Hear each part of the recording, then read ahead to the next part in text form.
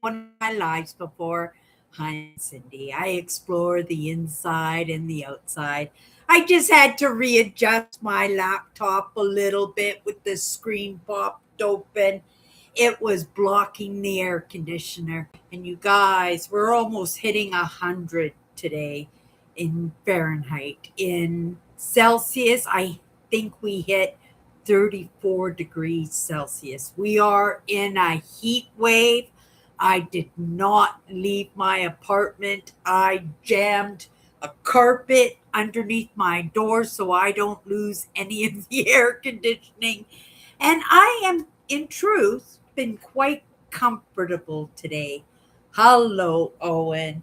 How's the temperature going where you're living right now? Are you guys comfortable? Hello, Tammy. Tammy, what's the temperature like in Michigan? How are you doing for the heat? I was just telling everybody that we hit almost 100 degrees Fahrenheit today. Super, super hot. And I think we have 1 or 2 more days, and then we're going to get smacked with some rain. We may get smacked with some rain. I was expecting some rain earlier in the week. It didn't quite happen for us. I say that like it's a good thing. For me, it's a good thing. Maybe the rest of the province, maybe not. But for myself, yes, I was looking forward to the rain. I was looking for some crazy town weather. It didn't quite happen. We did get some rain. We did get some rain, but it was kind of, I don't know, kind of lame if you ask me. I'm just looking at the weather channel. I should have done that before I went live tonight. Um, yeah, we have that hot weather is going to stick around. It's going to be another few days of really hot weather. But once that humidity hits, which it should, because we're expecting, again, like I said, some crazy rain for a couple of days in the middle of next week. But, when you combine that with the heat, it does make it very uncomfortable, doesn't it? Yes, it does. And I do appreciate summer. I do appreciate summer. And I'm not complaining about the heat because I know a lot of people are appreciating that summer is here. And technically, I said we went straight from spring into summer, or sorry, we went straight from winter into summer. We didn't get a much of a spring this year. Um, but normally, summer doesn't usually hit until the beginning of July. So we're like a month early for summer. It usually warms up pretty nice, but we stay in the 20s, right? But oh my goodness, to have it already in the 30s, and also the little news, because I do follow what's going on in Ontario, and they've already put open fire ban out until October, unless things seriously change, right? That's it. There won't be any campfires or anything for anybody this summer when it comes to camping. Now, I'm not too sure about the camp stoves. I'm going to assume the camp stoves are going to be okay as long as they're supervised, but open fires are a big no-no. So we'll play it. We'll play it by ear. I am optimistic that everything is going to be okay when it concerns forest fires. So far, so good. This crazy rain that we're expecting, right? Um, I am optimistic also that that's going to keep the forest fires to a minimum, right? I hear that BC is already struggling and Alberta is already struggling with forest fires. I don't know how it's going on in the States. If you guys have been getting forest fires, let me know if you guys have been having any problems. Usually, we can tell when the states in Canada are having issues, really bad issues with the fires because we tend to get that smoky weather. Remember not last year, but the year before when we had a really bad time with the forest fires and the Americans were grumbling because the Canadians were ruining their summer with all the forest fires, right? And I'm sure we didn't want those forest fires. There's the very best that we could do in fighting them, and grateful because the firefighters or the fighters in the states sent all their manpower and their airplanes and everything up here to Canada to help combat the forest fires. We are good neighbors. It's in politics that the pot gets stirred, isn't it? It's all in politics. It's all in keeping us against each other, not becoming allies and friends and good neighbors, right? That if we're at odds with each other, then those ones that are trying to keep us at odds with each other could go about doing their sneaky stuff that they like to do when we're not looking. Right? That's the same thing with all the social media. It's with of course, headline news is looking for the eyeballs, right? They're looking to get the attention at the 6 o'clock news that everybody's paying attention to them. It brings in the advertisers, doesn't it? Right? So when you know to get people's attention, the tragedy, the bad stuff, that's what's going to get us to go, oh, right? And say, what's going on? What's going on here? And then we jump in and we get all stressed out. And of course, this age of AI learning, right? There's a lot of good things about it, but there's a lot of crappy things too, because it makes it so we're so close to the problem. If something goes wrong or somebody gets hurt or if there's a catastrophe or a natural disaster or little kittens starving in the streets, that's all brought to our attention again to get our attention, to get our focus.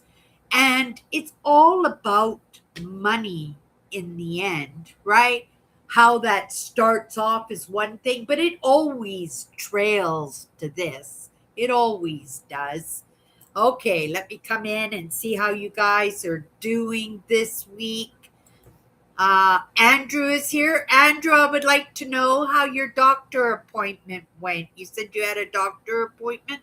If you could let me know if it went good. Right, just say good if you don't want to talk about it. But, relieve my little bit of stress and worrying over you to make sure that, you're okay with whatever news came across your path in what the doctor had to say. I would appreciate that.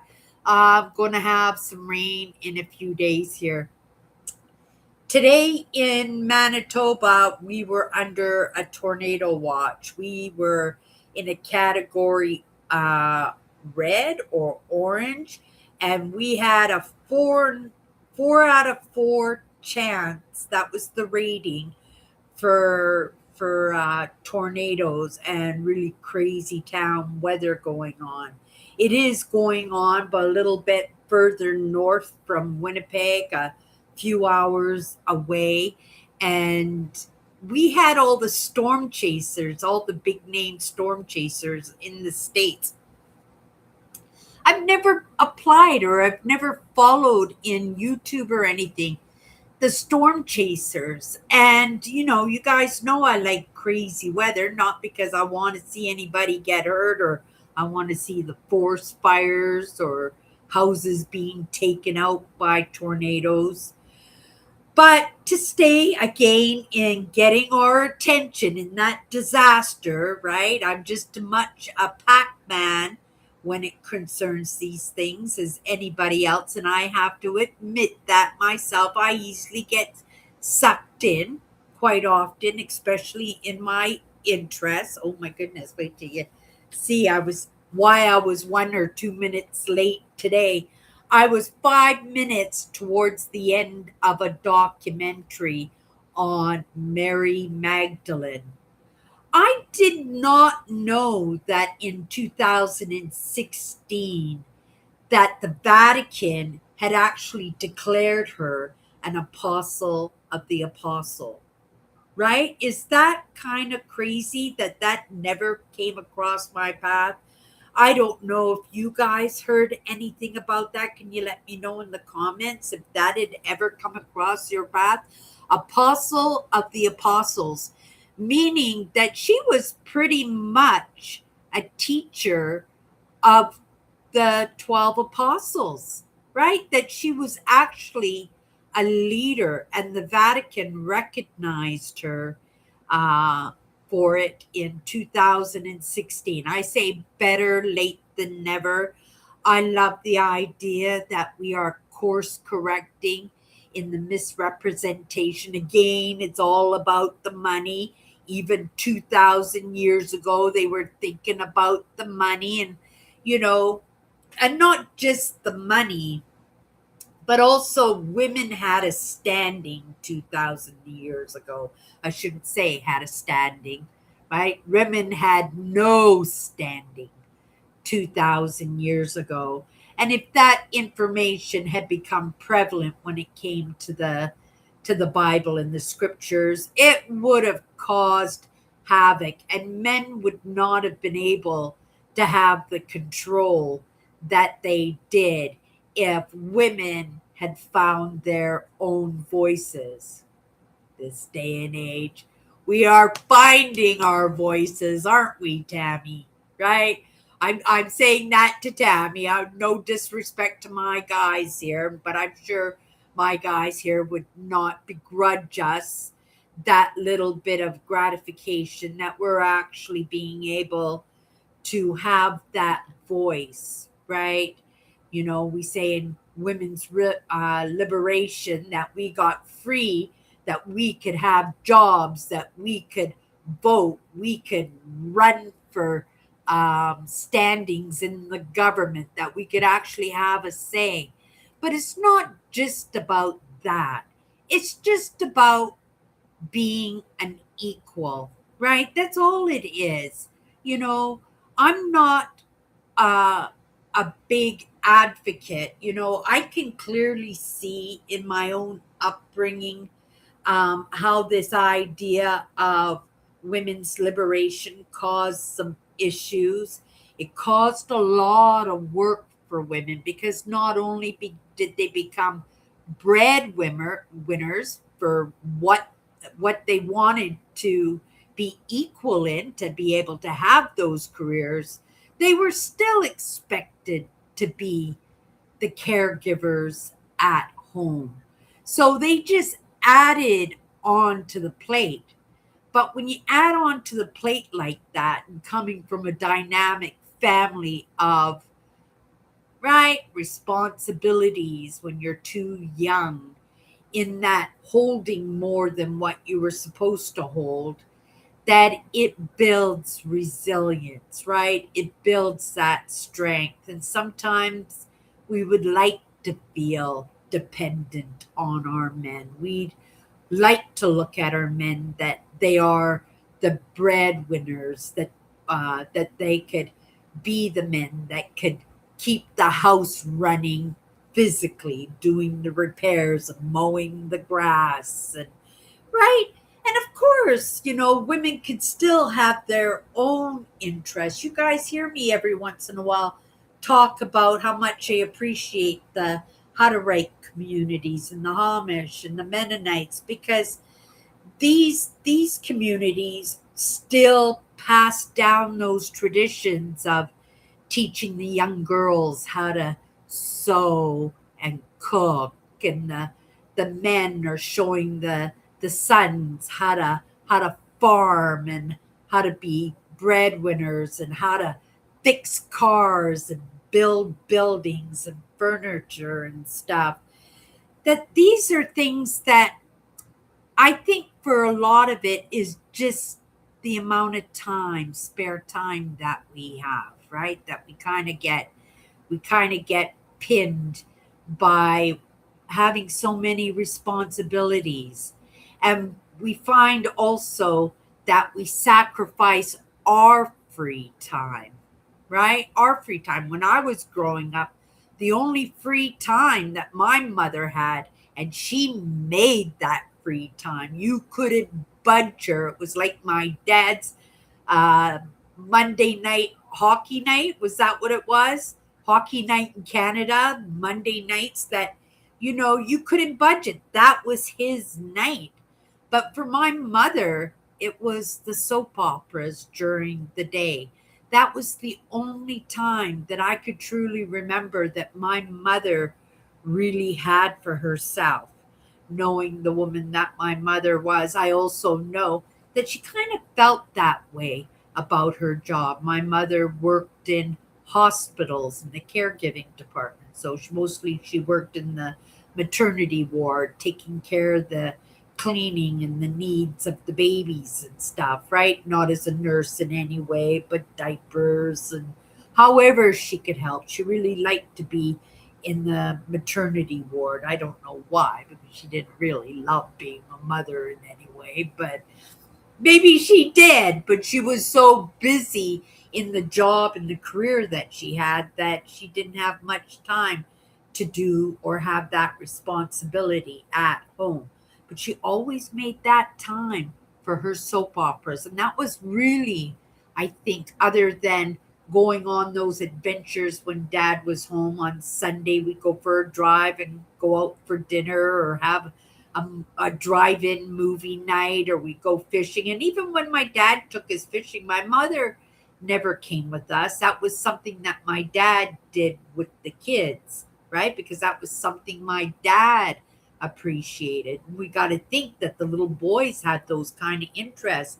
My dad just had girls, right? But when we talk about the Mennonites and the Hutterites and how we pass these traditions down, we have to remember the women had their own interests too. And, whether it was in the sewing bee and chit chatting with the other women and talking about, right? Because we are more emotional, we are more open. And when we have questions and worries that we talk to our friends, we're a little bit gossipy, and that stereotyping that I'm doing in this moment. But also with the men, they like to go off hunting and fishing. This really on the norm was not a women's priority. It wasn't an interest even, because in generation to generation, these were not things that were taught to the little girls. And then, when the little girls did have interest in fishing and hunting, and even though I did a lot of fishing as a child and as a teenager, I only did it so I could keep company with my dad and my sisters and have adventures. And you guys know how much I love Mother Nature. So it was that connection to Mother Nature and connection to my dad that, we took for granted because, like I said, he wasn't home very much, my father. He was off living his best life too. But my dad was always the man of the household, and he kept that tradition. But he picked up others. My dad loved to wash dishes, right? And on the norm, right, that was a woman's duty. As kids, we very rarely washed dishes only because my dad loved to wash dishes. He took it as part of his time alone in his mind to meditate, right? And I understand now why he did that, because I do the exact same thing, right? That when I wash my dishes, I take my time and, right, and I'm off too. So I really understand where he's coming from. But yeah, women's liberation did have some issues, but there were a lot of good things about women's liberation too. And it's in finding that balance. And, we're not quite there yet, but I think we're moving back to the traditions, right? I think we are recognizing how important it is to have two parents. It's in that idea that we want better for our children. And so, for the past couple of generations, right, it has been a one parent household. And these children grow up and they have that mentality, I'm going to do better by my children, and I'm going to have a wife and or a partner, right? And we are going to partner in raising our children. But if you don't have those skills, right? If you were never taught how to fix cars and do a little bit of woodworking or learn how to cook or learn how to sew, which were traditionally, right, biased when it came to whose responsibility it was to do that. Now nobody has that, and everybody is floundering on how to figure it out. Lots of people, they hire housekeepers and, right, babysitters have been around for a very long time, forever. Babysitters, right? They were called different things during the course of history, but you know, it's finding people because we have money to be able to do those jobs for us so that we can find a little bit of time for ourselves. But the idea is you spend time with your kids, right? Don't let just your kids flounder because you floundered, right? That they'll be able to pick up some skills. And yes, they'll have that understanding too that they're going to want to do better by their kids than what was done for them. And it's not criticizing because the father made that decision to stay with their partner throughout the marriage. And sometimes that's kind of hit and miss too, because, you know, even in my dad's situation, my dad was rebounded. He married my mother within 2 weeks of knowing her because he was rejected by somebody that he asked to marry him, and they said no. And my in those days, you just didn't have sex until you were married, and he was at that rate with age, and he was ready. And when that woman said no, right, he grabbed at the first one. And of course, you got to remember, he was traumatized by being rejected. So he was in a very sad state and he didn't care, right? He just didn't care. And then of course my mother had her own experiences shortly before they got married, and that came to the table too. And she was in desperate need of finding somebody who can care for her, right? So we have to be better at choosing our partners to make sure that those partners fill the priority needs that each one of us has, and it's different for everybody, isn't it? Okay, so get back to this documentary because I trailed right off. I don't want to fall too behind in the comments here. I've been doing really good for the past few weeks. Yes, I remember that there in my part of Indiana, there was a smoke haze in the air. Uh, yeah, and it was from far away. Yeah, it was all coming from Canada. And then all the Americans are saying, you Canadians, you're ruining our summer. I remember that being in the news, and I just kind of laughed. I was like, what can we do about it, right? Except fight the fires the best that we can. It's not like we want to breathe that smoke either, right? Yeah, but it was just the stirring of the pot. One person out of how many billion people living in North America said something, and the news says, ooh, that's a good story. And they put that in everybody's brain just to everybody, stir the pot and put everybody up against each other. And of course, there was elections and stuff going on too. Yeah, yeah, we have to have better discernment as individuals, that we just don't take everything that's said in the news as the truth. Like I said, my parents used to say all the time, if somebody told you to jump off the bridge, would you? meaning use your own noggin, right? Sort things out for yourself, understand for yourself the rights and the wrong, and just don't do stuff or think certain ways just because somebody else said. And it was a lesson that I learned very well, and I don't think I would be here right now. I mean, be here with my channel right now if I didn't take that to heart, right? I didn't take that to heart. And not to say that I didn't butt heads in that. I certainly did. But keeping in mind, you know, the lessons, because even though some of my lessons were not quite suited or quite right in the divvying out, some of them were, and I have to be respectful and honest, right? I'm just not going to bash my dynamic upbringing because there were a lot of good things in the way that I was brought up to. Unique, yes, but sometimes we're led in that uniqueness, not knowing that it's going to be better in the future. That one unique understanding that we got that was unlike everybody else was going to be exactly what you would need 20 or 30 years from now, because right, things are always changing, and what didn't suit us back then may suit us now.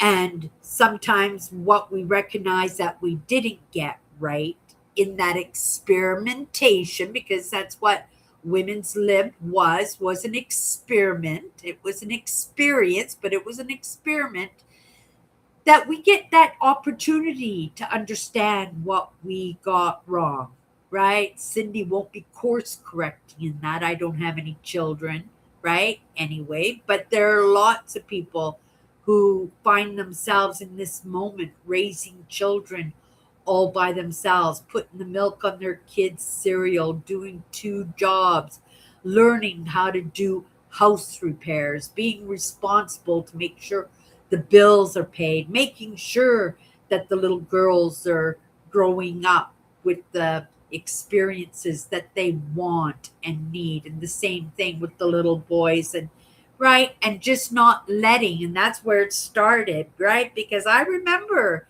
at in the 60s that television came out in, I think, in 1957, black and white TVs. I remember the black and white TVs, and I was glued to TV. And I know by the mid 60s that the TV was my babysitter. Really. My example for growing up was Pippi Longstockings, right? And Scooby Doo and Huff and Puff, right? And Saturday Looney Tune cartoons. And that's a good thing, right? Because that brought joy into my life. But I am grateful that I got lost in space. I got the Jetsons, that I got to be able to use my imagination of what the future could look like, that could be, and did turn out to be quite a bit like some of those cartoons that I grew up on. Who would have known, right? I'm going to have a sip of my coffee here before it goes cold. Oh my goodness, I just made my coffee and it's stone cold already. Like right before I did my live. Oh my goodness, have I already been yapping for a half an hour? Non-stop. Let me have a sip of my coffee, you guys. Oh my goodness.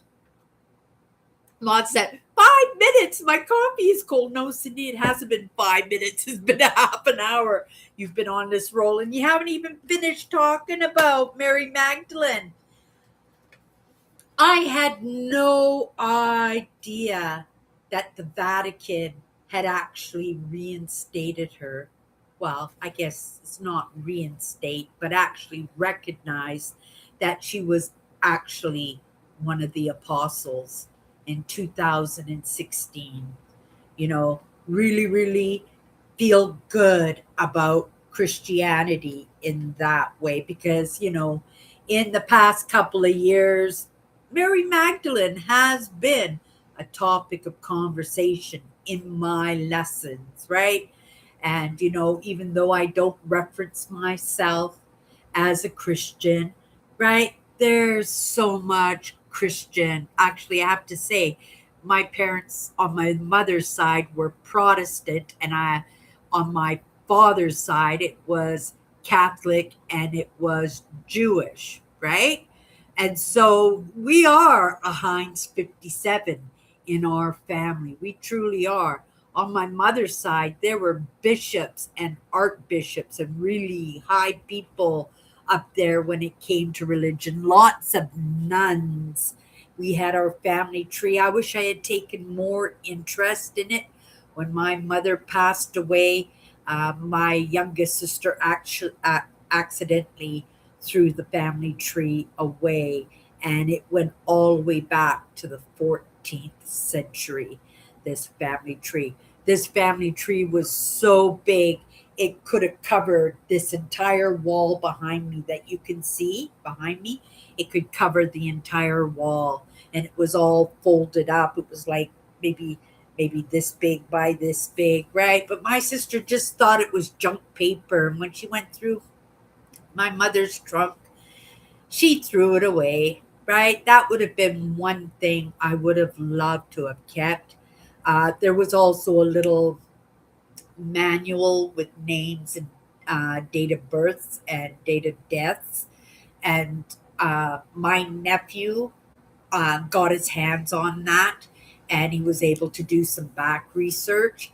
But because I was a little bit touchy, because he was going to mention something negative about my family before I woke to any of these ideas, that I kind of shut him down on it, right? Don't tell me that.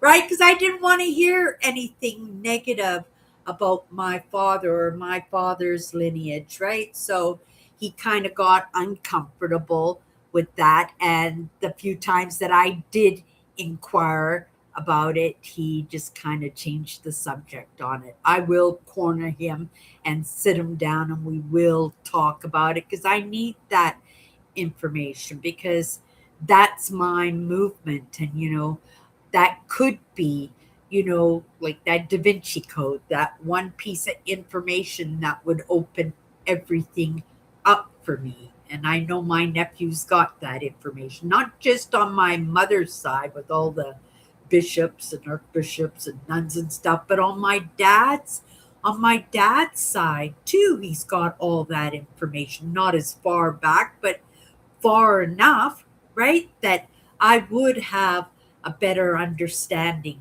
in my lineage. And like I said, I could have had all that information down packed. But as a teenager, it just didn't interest me. I knew that family tree was sitting in the trunk. I had pulled it out a few times and right noticed my dad's middle name all over the place, right? That every father to son gave the middle name Theophilus to their boys. And on my mother's side, I could see all the nuns and I could see all the archbishops and the bishops, and how the marriages played out. And there was a lot of cousins, and that's what they did to keep the money in the land, in the family. I recognize that. And I also recognize, that's probably why there's these diseases in my family. And, living in the day that we live in right now, where we are mixing, aren't we? We're mixing, like I said, we got the English, and we got the um, Eastern European, we got the Jewish community, and I don't know, right? Because the Jewish community were all over the world, so I'm not quite sure where from. I know it was on my grandfather's side, on my dad's side, but I don't know if it was from the Middle East or if it was from Europe. I have no idea, right? But but there's Black Irish too.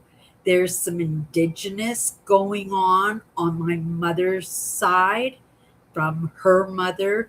Like Heinz 57. And that's a really good thing because the world does need diversity. And that's not something that's been around for very long, hasn't it? We marry within our cultures and in our communities, and it's only, again, just been acceptable for a few decades, a half a dozen decades, that we are getting better at being able to choose our own partners, right? We just have to do a better job of it. Not by culture, right? But those familial traditions, right? And there's some really there's some crazy town traditions out there that shouldn't be accepted, right? But when we recognize, just like, when the kids grow up and they say we want to do better by our children, by our parents, right? Than what our parents did for us. Not saying our parents did badly, but we have traditions that we carry on from one generation to the next, just like Christmas dinner, right? And that mashed carrots and turnips that showed up at the table every single year. I hated mashed carrots and turnips. It's a very English kind of thing. But it was there every single Christmas. We didn't have to eat it at any other time, but on Christmas,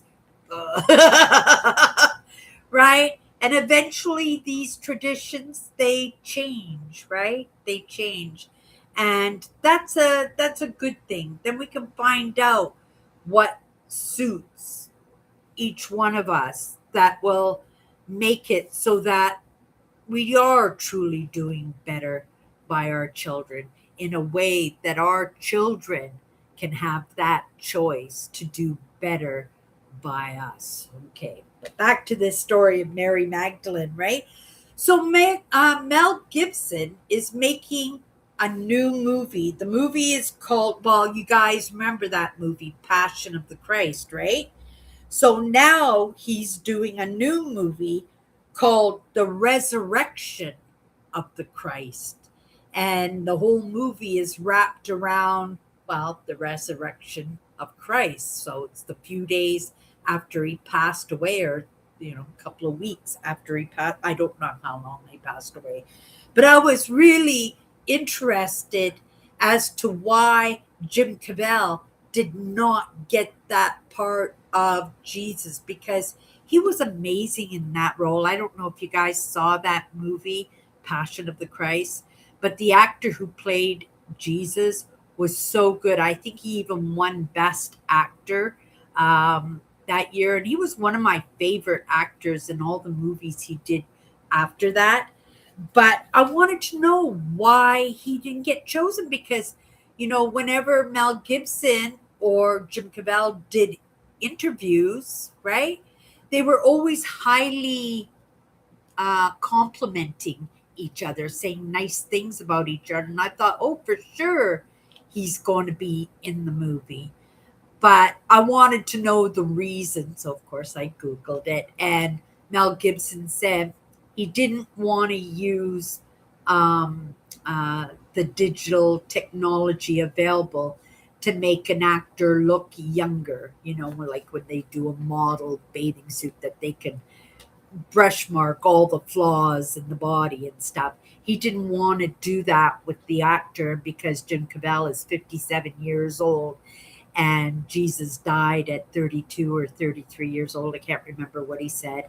That he didn't want to use him as an actor, so they chose a different actor to play Jesus in the sequel to Passion of the Christ. So that's going to be a really, really interesting movie. And I learned a lot in this documentary about Mary Magdalene. Like I said, it's been a topic of conversation in the lessons for me for a couple of years now, right? And I find it very fascinating, very interesting, and there were a few really good lessons in that, right? Because I was kind of upset that she was kind of written out of the Bible, that she was made to be represented as a prostitute. And that wasn't the case at all. Again, it was all about money and power, and it was taking, and then to find that the church actually resurrected that, it just kind of made my heart go, right? Because the church, Christian church, has actually had to do a lot of course correction. And they've been doing it in such a really lovely job, right? Because there have been some real bad controversies, with the male priests and the pedophiles and, lots of stuff, the way they handle things, the way they, lots of things, you guys know, right? That when they course correct on that, when they, what do you call that, when you did something bad, and then you gotta just own up to it, and to see that this religion of Christianity that has been around for thousands of years is owning their mistakes. And I appreciate that, being somebody who, right? Because I think it has something to do with my upbringing. My mother loved Jesus, and she was dragging us off to all these churches, right? She didn't quite know what denomination she was, but she considered herself a very good Christian. I didn't consider my mother a very good human being, in truth, right? And so her representing Jesus just kind of irked me, right? And I think a big part of me not being a Christian in this moment is because of that relationship that I had of my mother. And because if that's what Christianity meant, right? That this is the kind of human being that I don't mean to drum it up, but in order to talk about this, to explain it, that's the best that I can do, is to drum it up, that it was my mother who turned me away from possibly being a good Christian, in losing my faith, because I didn't consider my mother a good Christian in any way. Now, gonna have to forgive me for 1 minute. You guys heard that little beep, beep, beep. That was my air conditioner, so I've got to empty my, right? It's the humidity. It's the humidity in the apartment. It makes me have to drain this thing twice a day, because if I don't drain it, then it ends up on my floor, and if it hits the electrical cord, then we're in big doo-doo.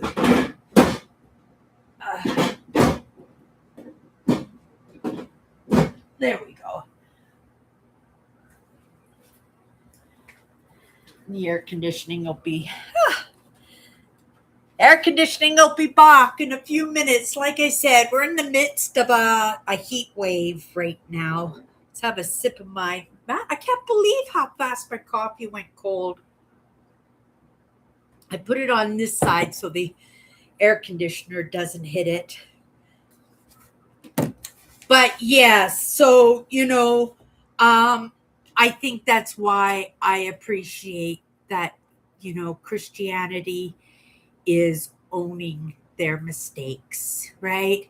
And if they can own their mistakes, maybe they could draw me back into the fold. This is kind of what I'm thinking, right? Because we have to look at everybody as an individual contributor to what we get right and what we get wrong.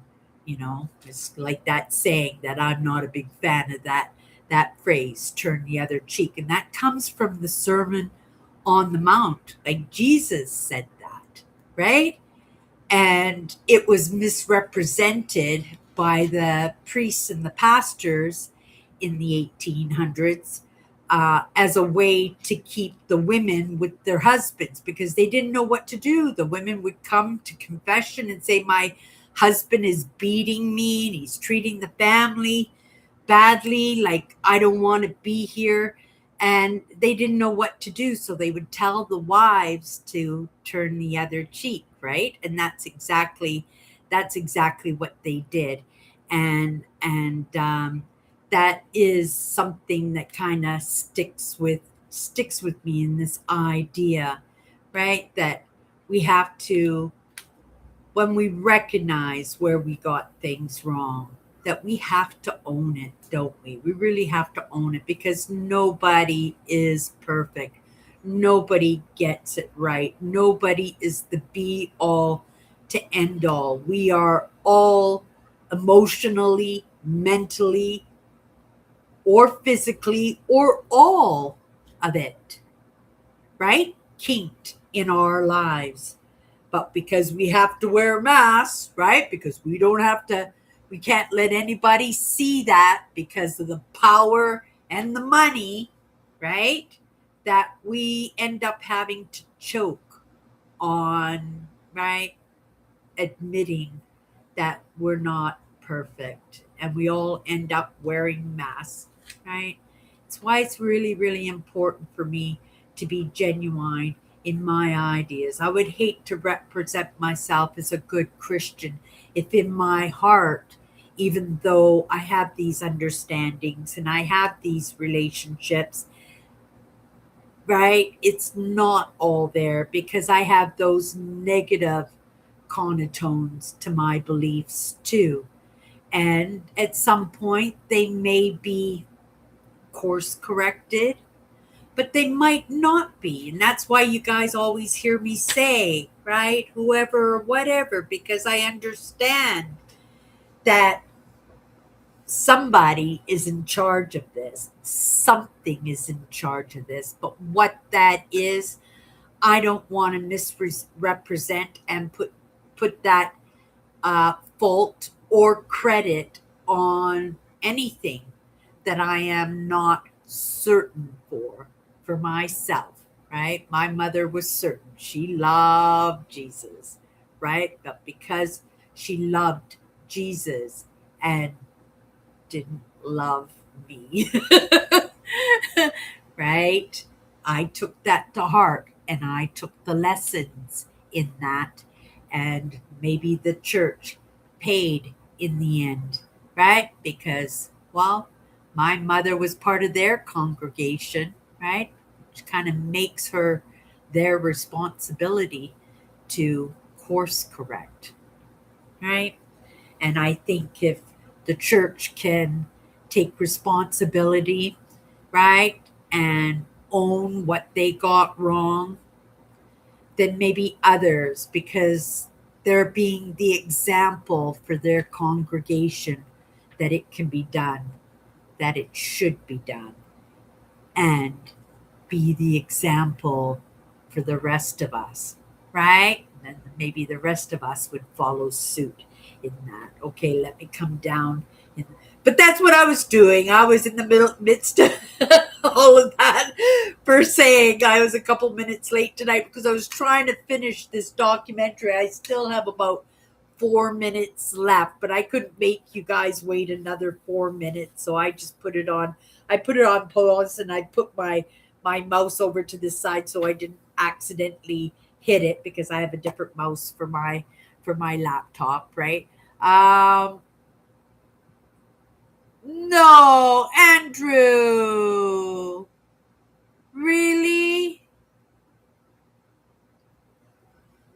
Okay, to go back to Tammy first, because I missed your comment about Idaho and North Carolina and Florida and Alaska have current forest fires right now. You just looked it up. Yeah, it's going to be a bad summer with the Nino. I'm not surprised that it's already starting, but I really hope that there's lots of rain so that will help to deter the forest fires. Both your knees are going to be replaced. Well, if you could take my advice in that, Andrew, for the most part, My mother had both her knees replaced. So, from her experience, like I said, um, we had them done at the same time. And she was so happy that she had them done at the same time because she was out of commission anyway. On the norm, they'll do one leg and then they'll bring you in after the first leg is healed and then they'll do the other leg. But there's no reason why they can't do both legs at the same time. And then you get your physio out of the way. And like I said, my mother was mall walking after after 6 weeks. They call it mall walking because she lives across the street from a mall and she would go every day. She would walk to the mall and she would walk up and down the aisles of the mall, window shopping and stuff as exercise. But my mother was constrained to her house for 10 years, Andrew. 10 years. And she only left the house once a year for her checkup, for her doctor's appointment.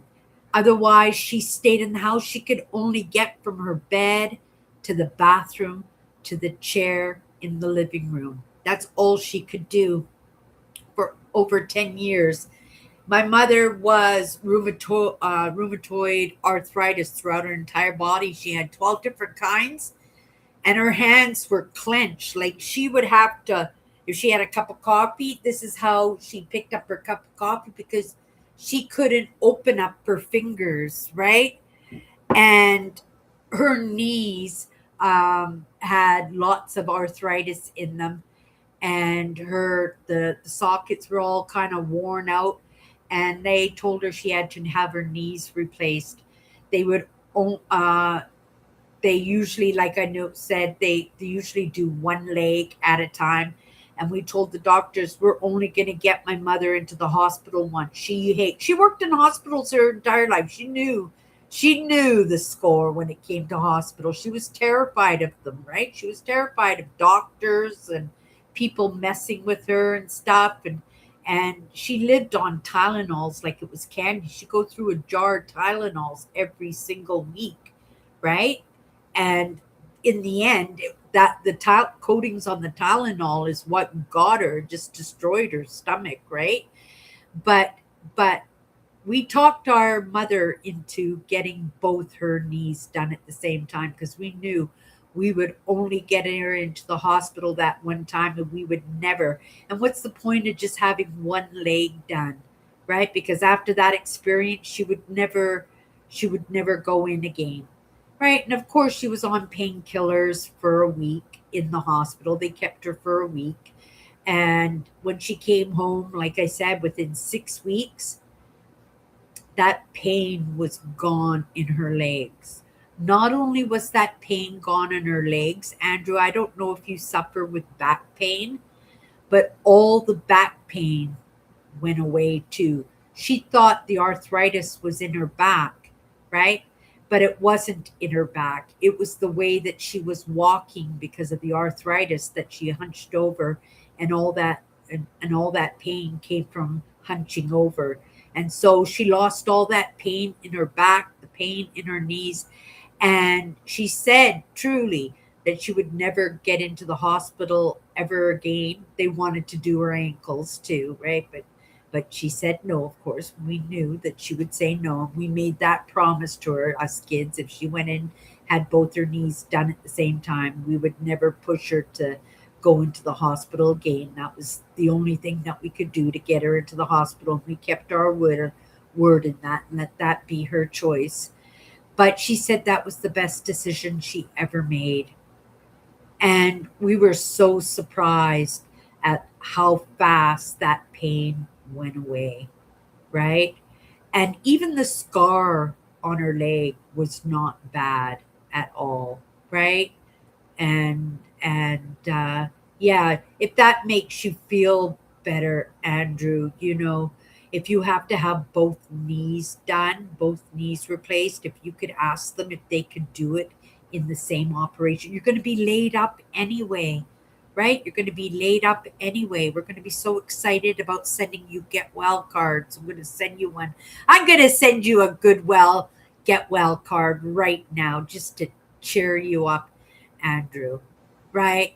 But that's really, if you look at it, some good news, right? Because, like I said, I was with my mother that entire experience that she had, and it was terrifying for her. But once it was done, and it was the best thing. She would have even said the same thing, and she said it many times, right? Just to not have that pain anymore, just to be able to go for a walk to the mall. That was something she didn't do for 10 years. For 10 years, she never even left the house, Andrew. And you love your bike riding, Andrew. You love being mobile, right? Oh, I'm gonna pray for you. I'm not a big prayer, but I'm sending you some good cheer, Andrew, because I know this is good news. Well, maybe in the pocketbook it might not be good news. It's probably gonna be a very expensive operation, isn't it, Andrew? Oh my goodness. Which is another reason why you should have both knees done at the same time, right? Because the hospital stay, everything, like you'll be cutting a lot of those costs in half by having those operations done at the same time. So it's cost effective too. So there's something to consider in that. Oh my goodness. Andrew. Oh dear. I'm right. I'm sorry that that had to happen, but your hip is okay. Your hip is okay. I mean, maybe there's some good news in that. And again, maybe the pain in the hip was actually coming from how you were walking on your legs. But oh, Andrew, right? We're all getting old, aren't we? We're all getting old. Thank you, Tammy and Owen. It's not good news, but being a bicyclist, right? The muscles around my knees are built up, and that's a big help. My hips are being x rayed on Friday. It shouldn't be too bad. Well, let me know about that. Oh, Andrew. But I'm glad you were honest and you let us know right away. And I hope my mother's experience makes you feel better about that operation, because it was a miracle for her, Andrew. It was, she would even say that it was a miracle for her. She would never have gone into the hospital again. She hated hospitals, hated doctors, but she had it done, and she was so pleased that she got it done, that she was able to walk around the mall, she was able to go to a movie with her grandkids, right? It improved her life so much. And for you to be able to get back on your bike, to have that mobility, to be able to wake up in the morning not in pain, or to be able to sleep through the night and not have that pain. Oh, that's news to me about Mary Magdalene. I'm a non denominational Protestant, so haven't heard much about news of the Catholic faith. Apostle to the apostle is new to me. Really? 2000? See, and they must have done it quietly, right? They must have done it quietly because it's a fact. Like, it's an actual fact. And I had never heard anything about it until I watched this documentary tonight on it. And I went, oh my goodness. And I never heard anything about it. And it was only in 2016 that the Vatican did that, right? Did you hear about the St. Peter's bones being found? Right? They dug up his bones. The church had some of his bones, and then a little church that one of the kings had pulled up, dug through the bones, and gave some of the bones to another church. So they're split in two different places. But they have the Apostle Peter's bones, and they've had the tests and everything. And it is pretty much confirmed that the person who had the bones was in his 70s, which St. Peter was, where it was found. And it was found underneath the church, but it was like a graveyard under the church. But the graveyard actually had like mausoleums in them, so like little buildings, and it had the Apostle Peter's name on the mausoleum where the bones were found, and the bones were actually in the mausoleum, but they were buried in the wall, right? In the concrete of the wall. Yeah, it was pretty interesting stuff that we're coming across our path. As a small man, these would have been little secrets for the hierarchy, for the people in the upper societies, right? It wouldn't have been for the everyday man, right? And as a small man, each one of us gets to benefit from, and especially if you are Catholic, if you are Christian, these would be something I would think would be important for, right? Because even though the Catholics were the one that course corrected, Mary Magdalene belonged to Christianity, not specifically to the Catholics, right? Yeah, interesting stuff.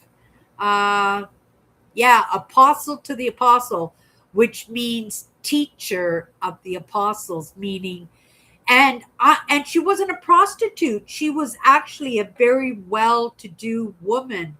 She was the one who was financing Jesus in the travel and the food and in the accommodations and in, finding the places to preach and have a word, and in getting lessons and advice and stuff from others. That she was what they call a beneficiary, right? She took care of him financially, right?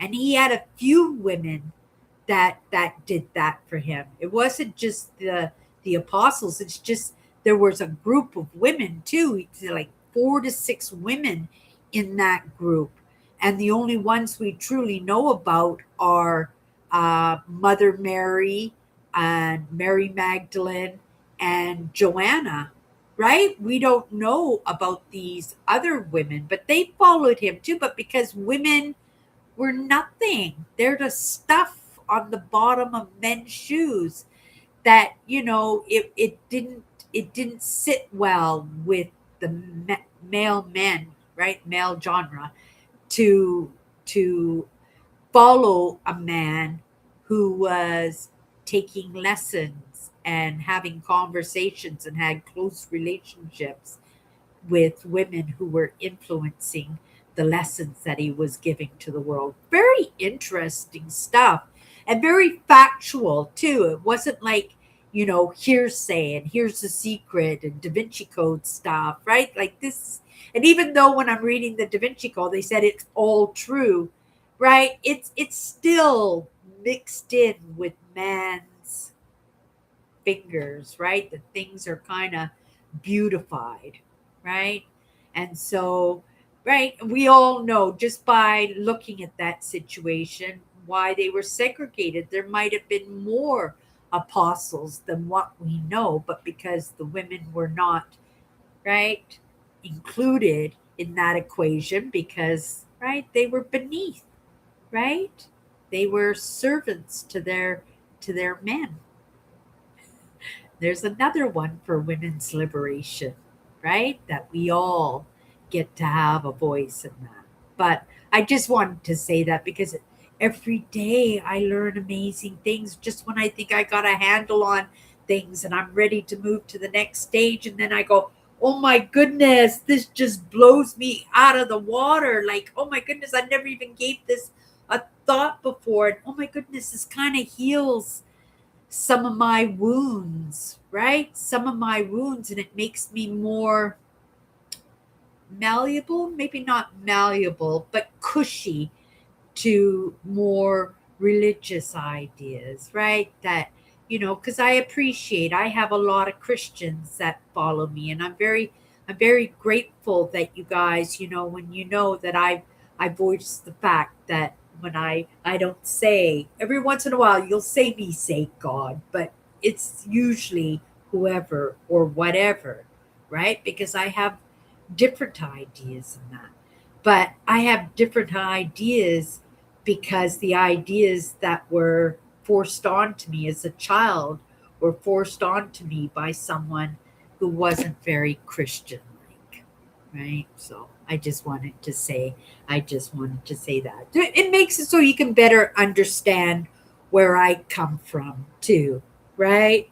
It doesn't mean that I'm going to become a Christian, right? A Catholic, a Protestant, right? I might not be anything. And it's not like I'm searching out God. I'm searching out understanding, right? So quite possibly just be this for the rest of my life. And I think that might even be a good thing because, those other parts of me won't be bombarded with useless frivolities of information that's not true because I want the truth, right? I do want the truth. I'm searching out the truth. I don't know why I feel so compelled to do it, but I just let my curiosity take me where it takes me. And that's where it took me today, is in this, right? Mel Gibson's new movie. I didn't even know he was making a new movie, you guys. I didn't even know he was making a new movie. Now, I don't know if you guys follow the horse races, right? Like the Kentucky Derby. I was pretty excited. Those other parts of me love horses. I'm not a big horse fan, but I do follow two YouTube creators who specifically are horse people. One is a lady. She's called the Clever Cowgirl, and she's out of Montana. At least she was out of Montana. Yeah, she's out of Montana. She just moved to Montana, and she has a farm, and she gets sick horses from auctions, and she raises them and she makes them better. Sometimes she sells them. Sometimes she gets attached to them and keeps them. And I've been following her story online. I'm not even a horse person, right? But I love her channel, and when she posts, I'm always there. Now there's another couple. It's two gentlemen. They're a gay couple, right? But they're very very sweet, and they are horse people too. But they do the horse shows, right? So they're very rich. They're very well to do. They live in an old mansion that has stables attached to the mansion, so they don't even have to leave their house to get to their horses. But the horses live out on their estate in the fields, and they spend money renovating their home, and they love their horses and they take care of their horses. And I get involved in their story too, and I don't understand why I got attached to their channels, because outside the lessons, outside understanding emotions, the content is pretty narrow when it comes to entertainment for me. And I consider those channels kind of entertainment for me, right? Something to delve into when I'm punch drunk from, right, the lessons. And so it made me curious, but I'm assuming horses have been a big part. I know my mother loved horses. She had her own horses. She grew up on a farm. Like I said, my grandfather owned the Delta in British Columbia. He owned the entire Delta, and they were cattle ranchers, not cattle, I guess, milking cows, right? So I think that's different than cattle ranchers. But they raised cows for milk and making cheese and stuff like that. And my mother always had horses, and my mother was an artist, and most of the things in her paintings and in her drawings were horses. She just loved horses, right? And it seems odd to me that I'm involved in these content creators when it's kind of a reminder, it's kind of a commonality in that relationship that I had with my mother. But I take it as those other parts of me, and those other parts of me, I'm saying, are the genetics, is the history, is my ancestors that have been passed down from one generation to the next. And that's where that attachment to horses comes from, because it's part of my family's history and the horses. And you guys know that on my dad's side, they were train robbers and they lived on horses, right? So horses, it makes sense if I look at that way. Maybe I'm just looking for a reason for that attachment to these content creators and why I have these interests. It's not I'm taking interest in the horses and in the horse shows and everything in these channels, but I don't think, I like to think it's the characters that I appreciate, right? And I do love the content creators. And again, being a content creator myself, that curiosity and that creative part of me is watching how they create their brand, right? And yeah, I find it all interesting. But what I was going to say about that is that this horse, that won the Kentucky Derby, um, actually was the winner yesterday of the Belmont Stakes. And it was really interesting because when he won the Kentucky Derby, everybody criticized. They said, it was just a fluke. He was the last in line. He did a terrible job. It was just because all the other horse racers did a terrible job. So it just was a fluky opportunity, and that's why he won the Kentucky Derby. And then there's a triple crown. So there was another race that was coming right after that, like a triple crown race, right? And they didn't put him in that race because they said they wanted to give him a rest, right? So it made the gossip even worse. And again, why am I interested in the Kentucky Derby? I have no idea, right? I'm not a big fan of horses. You never get me on a horse, those sweaty, stinky animals that are covered in flies. Never. But here I am watching the Kentucky Derby and involving myself in the content of the Kentucky Derby. But then the Belmont Stakes happened, and they entered this horse, the golden. Oh, what was the name of the horse again? I keep forgetting the name of this horse. Golden Tempo was the name of the horse, right? Golden Tempo was the name of the horse. So in the Belmont Stakes, they entered him in that one. So he had no possibility of winning the Triple Crown, but nobody expected him to ever race again. They thought, oh, that was just a fluke that he won the Kentucky Derby, right? Because he was very last in line. And the next thing you knew, he won, right? Well, he won the Belmont Stakes. And it was incredible because, again, he was very last in the race and he just blew everybody away. And again, it's just the evidence that it can be done, that you can come up from the very end, from the back of the line, and make it to the front of the line to be a winner. And they just shut everybody down. There won't be any more criticism in that because he did it again, right? Exact same way too, by being last and then at the very last few seconds getting right to the front of the line. Yeah, it was really interesting. I checked out his bloodline, where this horse came from and everything. And it was really interesting because this bloodline of this horse, um, um, Golden Tempo, he wasn't a relation of Seabiscuit. That was the horse that I said, oh, was he related to Seabiscuit? Not like I know too many famous horses, right? There was another one. I forgot his name already. Started with an S. Solitaire? No, I can't remember the other horse, but he was a famous race horse too. But I remembered Seabiscuit, so I said, "Oh, was he a relation to Seabiscuit?"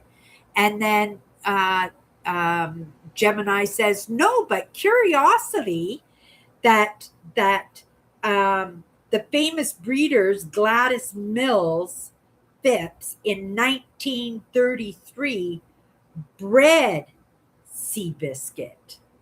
And then in the Kentucky Derby, the lady who bred um, Golden Tempo was the great granddaughter of Gladys Mills Phipps, which was pretty incredible too, right? That was just an off question I thought I would ask, right? Because Seabiscuit had baby racing horses and stuff, but none of them made anything of themselves. So the racing line kind of went extinct in that because this horse, Golden Tempo, it cost $250,000 just for the sperm to make this horse.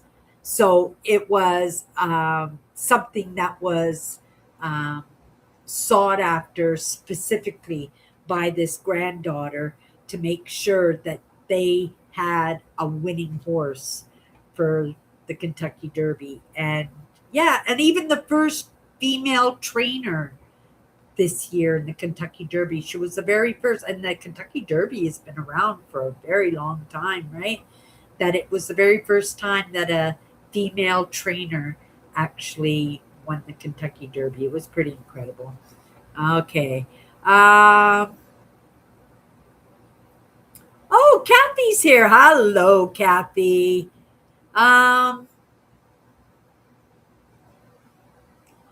Tammy says, plus when the young men and young guys went to war, right? The women worked on the lines. Thank God for Rosy Riveters and take care of the homes and their families. They had to do it all. Who was Rosie Riveters? Tammy, school me in that. I know in the Second World War too, right? Not the First World War, but the Second World War. All the women, all the women went to the factories. I think that was the beginning of when women really wanted to be their own persons, right? To that women's liberation kind of was seeded during that time when they had to work the factories, right? But Rosie Riveters, is that maybe got to do with those women who went to work? I don't know. Let me know, Tammy, in the comments. Um, Okay, I'm just coming down here because I'm getting behind. I grew up in the era where you went to school and graduated and got married and had kids. But in my case, I did that, but I was also the first to go to college in our family, and I graduated, and you worked too. So you were like what my mom did too. My mother never went to college, she only had grade 7 education, but my mom loved to work. She was excited. The more shifts you could give my mother, the happier that she was. She didn't really appreciate being a homebody too much, but she did the very best by the household. I give my mother that, right? She got us all through in the end. That's for sure. Yeah, but yeah, where everybody had all those responsibilities, right? And you did all of that, and you did so much more, Tammy, which makes you the authority, right? Makes you a leader. And that's the idea of why women were considered the stuff under the men's shoes, right? Because they didn't want to give women that authority, right? Men did not want to answer to the women, did they? They didn't. They just didn't. They wanted to be the power. They wanted to be the king of their castles, right? And if you were lucky, you were queen of your castle. My mother was a queen of her castle. For sure, she was the queen of her castle. But, you know, you got to be deserving of the roles. And that's what I'm going to say about that. Whether you're a man or a woman, it shouldn't matter. If that's what you want, then you go for it. And if you're the better person, then you're the better person. But you don't rig things to work for you. right? That just makes you a coward. It makes you a weakling, right? Makes you a cheater and a liar. Yeah. But yeah, Andrew, don't feel bad about your operation on your knees. I'm excited for you, in all honesty. I'm really excited. I hope they get that surgery done soon, right? The sooner, the better. Yeah, I'm only saying that because I know you're going to be the type of person who's going to want to get back to work and put a little bit of money aside for your retirement and stuff. So I'm optimistic that they'll be on it. But yeah, in truth, I am happy for you, Andrew. At least you got on it. What if you didn't get on it? You just says, "I'm just going to be tough. I can't afford to go to the doctor, and you have to live the rest of your life with your knees." And not only that, you keep riding your bike with your bad knees. Yeah, so I'm excited for you. I'm glad, I'm proud of you actually that you went through that to get that diagnosed and that you're going to be on it, Andrew. Okay, Tammy says, there was a time when I was divorced that Z had to work 3 jobs and help raise 3 kids. I did it and I made it. Oh, that I had to work 3 jobs and help raise 3 kids. You did it and you made it. Yeah, right. If you had it all over to do again, would you do the same? Would you do it the same? That's a kind of a trick question, isn't there? Because you recognize in the moment the mistakes that you make. And if you didn't make those mistakes, then your children wouldn't have been there, right? And you might not have gotten a divorce, right? And again, you might not have had to survive it too. Yeah, that was a triggered question, Tammy. Don't answer that one. Um,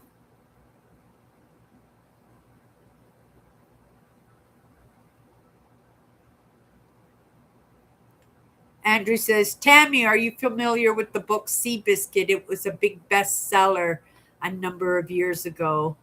Oh, Earl's here too. Hello, Earl. Um, oh, okay. Thank you, Tammy. Those are all the women who worked on the auto working lines. Yeah, that's super interesting. Yes, during the wars. That was pretty good. I kind of put 2 and 2 together on that one.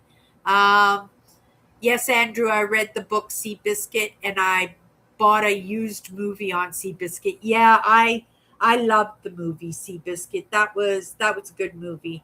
Bawled my eyes out. It was right. I always used to like the movies where I'd bawl my eyes. I don't know, like on what I don't remember what day it was on, but Little House on the Prairie. Oh my goodness, that was a television show that would make me bawl my eyes out every week. I'd be sitting on the couch bawling my eyes. Actually, all of us, we'd be bawling our eyes out and covering our eyes because we were embarrassed that we were bawling over a television show. I did the same thing with the Waltons too. If you guys remember the Waltons, used to watch the Waltons every week to just bawl my eyes out. Yeah. Uh,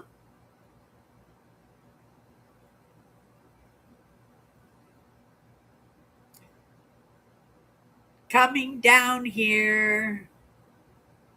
Oh, and here we go. I made it all the way down to the comments, you guys.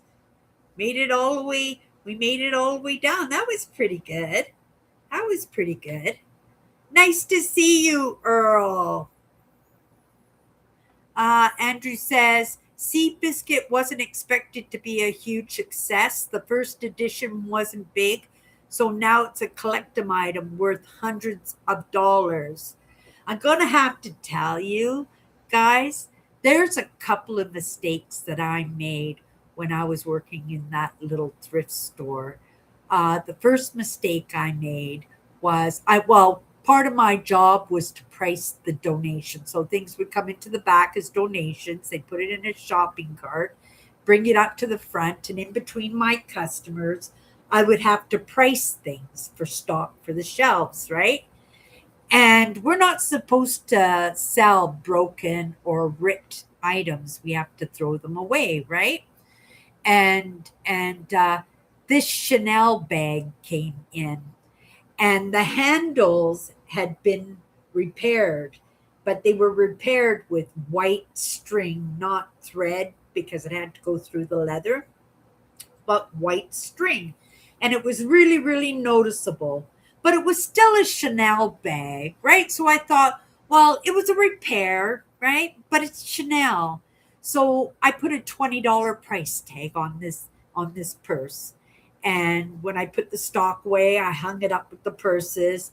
And this little Filipino lady came in the store, and she was looking at the purses. I says, "Oh, there's a Chanel bag there, right?" Just trying to sell it, right, for $20, because $20 for the purse was still expensive, but it was Chanel, right? Even if it did have a repair on it, it was still a Chanel bag. So I put a what I thought was a high price tag on it.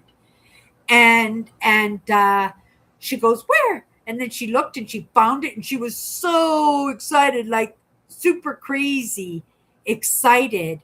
And so she came up to the counter. I says, "Oh, but it's really destroyed." And I says, "Look at the handles, look at all the thread around there." But I says, "Oh, you could take a black Sharpie and you can kind of go on the threads around the handle, and you could turn it black, and nobody will even notice that the handles have been repaired."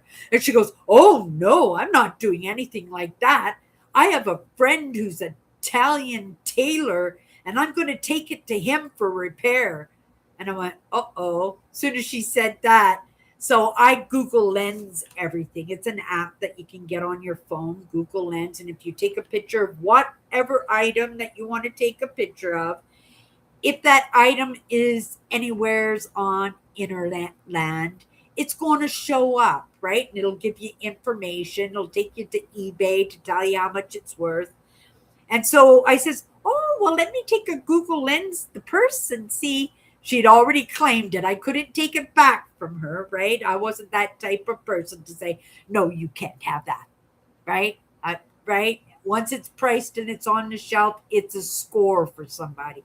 That's how Goodwill works, right?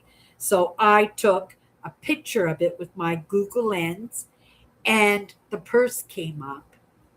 This purse was worth $11,000. 11,000. I sold an $11,000 Chanel bag for $20. Now, she's taken to the tailor, but she came in a week later to let me know that she sold the purse. A week later, after she got repaired purse back, she sold that purse for $7,000, and she bought her and her family a car. A beater, but she got a car. She needed a car, and she put that money towards a car. I was super happy for her. I had to tell my boss what I had done, because that's the person that I am.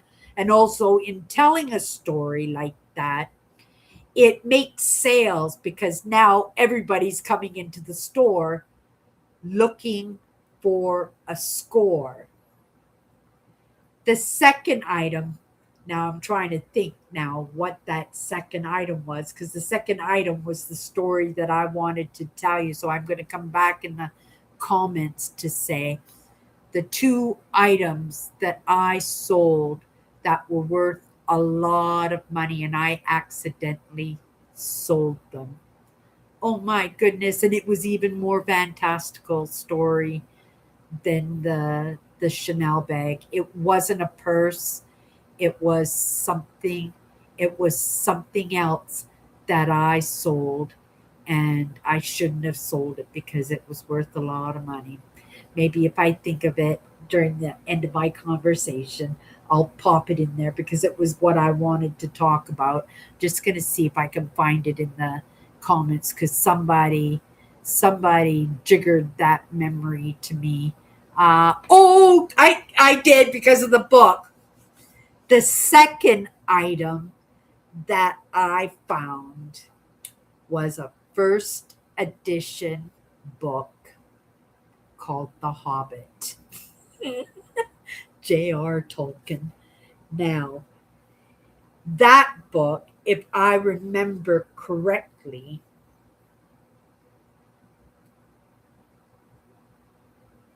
was worth a ton of money because it was a first edition. Um,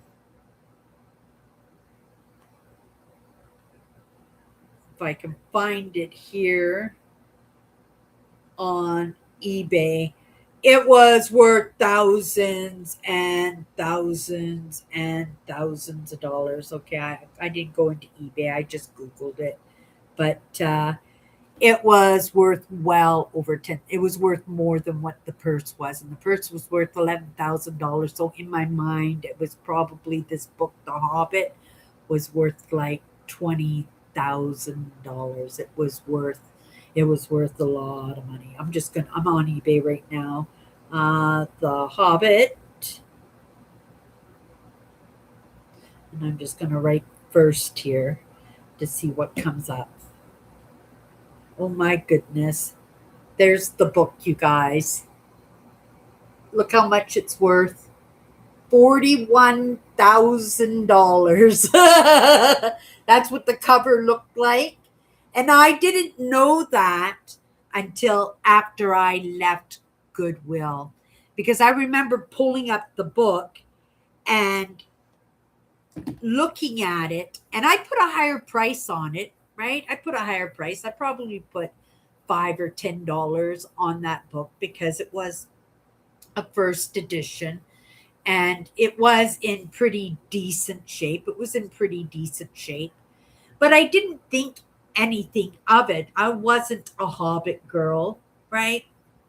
I was a Lord of the Rings. I liked the Lord of the Rings, but I didn't really understand how important J.R. Tolkien or whatever the person's name was. I was thinking the lady who wrote Lord of the Rings, and I thought it wasn't very old. Right, even if it said first edition, I didn't put two and two together until maybe about a year ago, and I had already left that job, and I went, oh, I remember that book being donated. I remember putting the little sticker price tag of $5 or $10 on the book, and I remember that it sold pretty fast, like on the same shift as when I priced it. That whoever found it went score, right? I never heard that whoever bought the book never came back to me, never bragged about the score that he got at a store with that book. The Hobbit, $40,000 for that book. I had I had no idea. That was crazy. That was crazy. That was a fun job though. I loved that job and I was good. I brought lots of money. For the couple of things that I did screw up on, right? I wasn't the only person who screwed up on. I went to Goodwill a couple of weeks ago and I got a little dish. It was only about this big. It had a price tag of 25 cents on it. I sold it last week for $38 for the sterling silver that it was. $38 for my 25-cent investment, right? My little score, right? In the old days, I would have seen that and I would have put it on the office desk, because that's where our Christmas bonuses came from, was from like the gold rings and the silver and stuff that they would find, and then they would sell it, and then they would give all the staff that worked for the company a little Christmas bonus out of that money. I was no longer an employee there. I didn't have any holdings to that. And of course, I'm still putting a roof over my head. And I've been doing a lot of it by being a reseller. I gained a lot of experience in that job. And I'm very grateful for that because it has been able to pay some bills and put groceries in the cupboards. And even though it's kind of lean time right now, because it's summer, people are spending their money on holidays and going to the cottage and doing fun stuff and not really buying the itemized things. investments, right? I still have my uh, sunglasses, Hugo Boss sunglasses. They're worth $300. I've now deducted them down to $160. I'm so surprised they haven't sold yet because that's a really good investment for somebody, right? But it is what it is. I'm managing just fine. Uh, don't berate yourself, Cindy. That book may have gone to someone who really needed the money, just like that lady who needed the car, right? And she got that Chanel bag. And I tell that story every once in a while, right? Because that was a mistake on my part. But also, I was following policies and, right, not selling ripped and destroyed things. And I wasn't an expert on everything, right? Chanel perfume, it came in. I might have known or recognized it as something special, but a ripped Chanel bag, I wasn't giving it any thought at all, right? And somebody was very happy. That's the idea, is to find scores. It's why I got my Napoleon. Where's my Napoleon statue right there, which is worth $3,000. I got that for $1. I got that. That was sitting on the shelf for $1. I didn't buy it because it was worth money. I didn't find out until much later when Google Lens came out and I was able to do a little bit of research on it. Then I found out that it was worth money, right? And it's same. These two pictures here, I didn't know they were worth $1,500 each.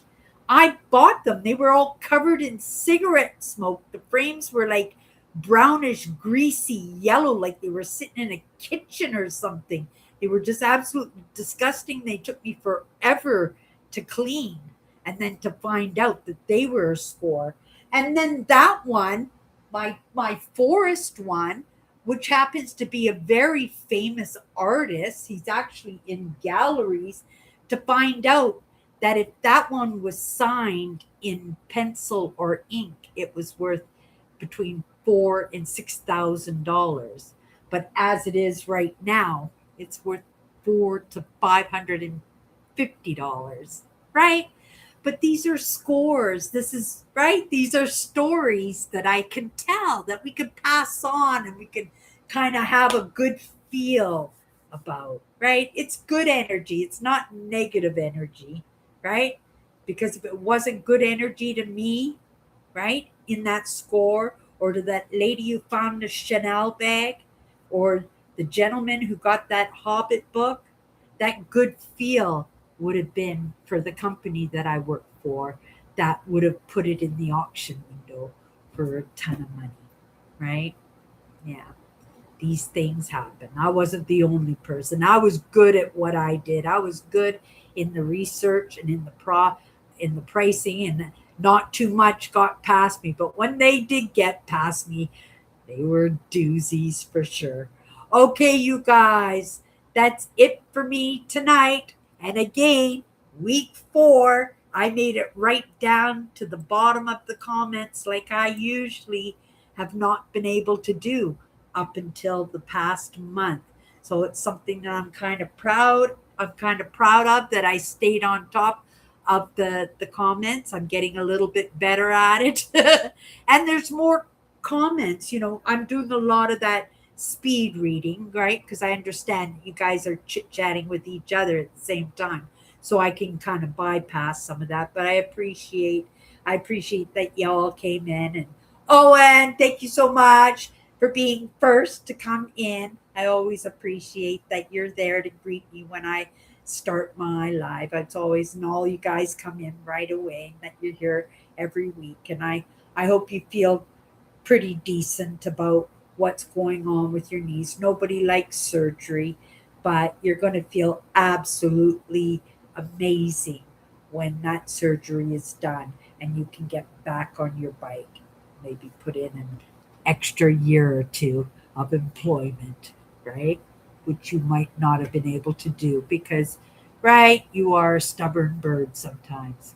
You'd still be wearing your knees down to muscle. Okay, you guys, you have a great week. If you guys want to pop in Tomorrow I will be here at 9 o'clock with my other show that I do Monday to Friday. What's My Good Cheer? If not, I'll see you next Sunday. Have a good night, everybody.